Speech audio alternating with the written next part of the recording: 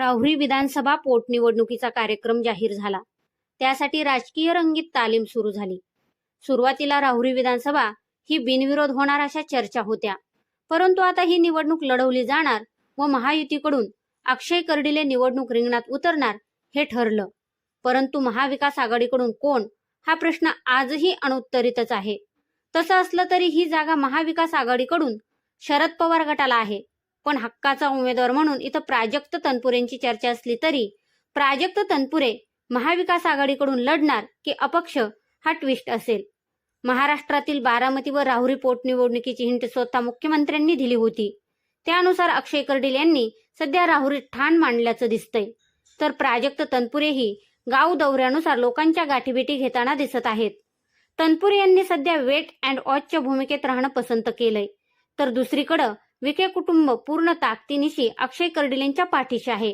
नेमकं काय चाललंय राहुरीत याच विषयाचा आमचा हा स्पेशल रिपोर्ट. नमस्कार, मी गायत्री आणि आपण पाहतात नगरी पंच.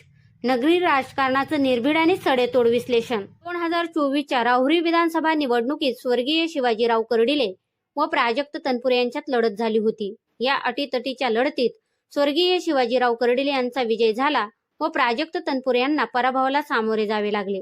मागील काही महिन्यापूर्वी शिवाजीराव कर्डिले यांचे निधन झाल्यामुळं राहुरीत पोटनिवडणूक जाहीर झाली. आता थोड्याफार फरकाने पराभव झालेले प्राजक्त तनपुरे यांचा कामाचा ओघ पाहता निवडणूक लागली तर प्राजक्त तनपुरेंचा विजय नक्कीच होणार अशा चर्चा जनसामान्यात रंगू लागल्यात. परंतु मध्यंतरी प्राजक्त तनपुरे माघार घेतील व अक्षय कर्डिले यांना बिनविरोध निवडून दिले जाईल अशा चर्चांनी जोर धरला होता. तर दुसरीकडे शांततेत सर्वसामान्यांसोबत असलेला जिव्हाळा प्राजक्त तनपुरे यांनी जपून ठेवलाय. यावरून राहुरी पोटनिवडणूक बिनविरोध होणार नाही हे आता निश्चित झालंय. अक्षय कर्डिले यांच्यासाठी पालकमंत्री राधाकृष्ण विखे पाटील व डॉक्टर सुजय विखे पाटील यांनी जोरदार फिल्डिंग लावली असली तरी अक्षय कर्डिले यांना ही निवडणूक नक्कीच सोपी नाही.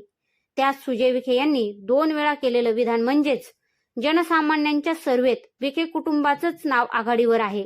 यावरून राहुरी मतदारसंघातील जनतेने कुठेतरी अक्षय कर्डिले यांना नापसंत केलंय का हा सवाल उपस्थित होतोय. भाजप नेहमीच रणनीती आखण्यात अग्रेसर असले तरी यावेळी भाजपची रणनीती प्राजक्त तनपुरे यांना आपलेसे करण्यात यशस्वी ठरणार का? माजी मंत्री असलेले तनपुरे भाजपकडे जाऊन ही निवडणूक बिनविरोध करणार का हा प्रश्न सध्या मतदारसंघात चर्चेचा विषय ठरलाय. मागील काही दिवसात प्राजक्त तनपुरे यांनी भगवी टोपी व भगवे उपरणे घातले म्हणून तनपुरे यांचा भाजप पक्ष प्रवेश निश्चित अशा प्रसार माध्यमावर बातम्या व्हायरल झाल्या. पण हे शक्य आहे का? अक्षय कर्डिले यांची उमेदवारी भाजपकडून फिक्स मानली जाते. मग तनपुरे भाजपकडे कसे जाणार हा प्रश्न आहे. मध्यंतरीच्या काळात अशाही बातम्या प्रसार माध्यमावर व्हायरल झाल्या की प्राजक्त तनपुरे यांना काहीतरी भाजप शब्द देणार व तनपुरे थांबणार. परंतु हे कसं शक्य आहे? एक माजी मंत्री कुठले तरी शब्दावर निवडणुकीतून माघार घेणार हे राहुरी मतदारसंघातील जनतेला न पटण्यासारखं आहे. आता भाजप जरी रणनीती आखण्यात माहीर असला तरी तनपुरेही आता डाव टाकणार. अगदी शेवटच्या क्षणापर्यंत शांत बसणारे तनपुरे शेवटच्या क्षणी निवडणुकीच्या रिंगणात पुढे येणार हे मात्र खरं. राहुरी पोटनिवडणुकीच्या लढतीत तनपुरे विरुद्ध कर्डिले अशी लढत झाली तर कुणाचा विजय होईल? तुम्हाला काय वाटतंय हे आम्हाला कमेंट करून नक्की कळवा. शिवाय विषय आवडला असेल तर चॅनलला सबस्क्राईब करून लाईक व शेअर करायला विसरू नका. पुन्हा भेटू नव्या विषयावर. तोपर्यंत जय महाराष्ट्र.